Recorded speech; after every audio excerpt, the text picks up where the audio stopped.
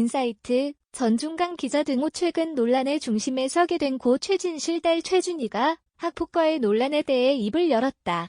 지난 14일 유튜브 채널 카라큘라 탐정사무소에는 최준희가 학폭과의 논란과 관련된 인터뷰를 하는 영상이 올라왔다.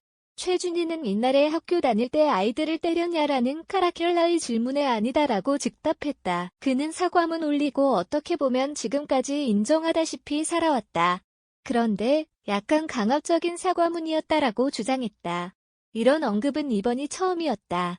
최준희는 아무리 하지 않았어도 공인이면 참고 살아야 한다는 말을 듣고 살아왔다라며 하지만 학교 다닐 당시에 지금처럼 욱하는 성격이 있었다.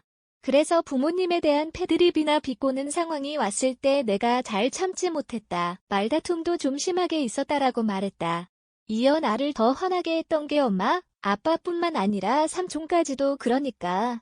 갑자기 삼촌 노래를 부른다든지 그런 게 있었다 라며 학폭 논란이 뜬 건 내가 너무 열받아서 1대1로 서로 욕하고 싸울 때 캡처가 된 거다라고 덧붙였다. 억울한 측면이 분명 있다는 주장이었다.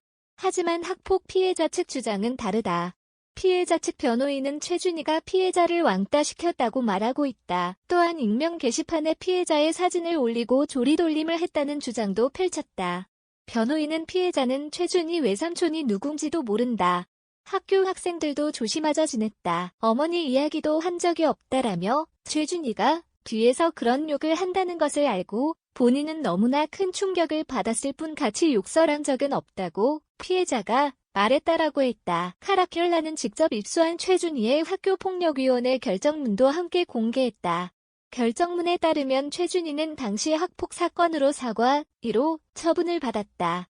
피해자 측은 이 결정에 크게 반발하고 항의한 것으로 전해진다. 카라큘라는 당시 피해자 측은 격렬하게 항의했지만 물리적 폭력이 있던 게 아니고 당사자들끼리 친분이 있는 가운데 온라인에서 설전을 벌인 것이었던 만큼 강제 전학 처분은 옳지 않다는 게 학폭위 결정이었다라며 피해자는 결국 자퇴했다라고 밝혔다.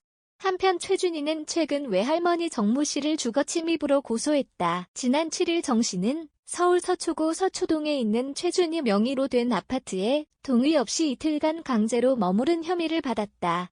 고소했던 최준희가 처벌 불원서를 제출하면서 사건은 현재 일단락됐다.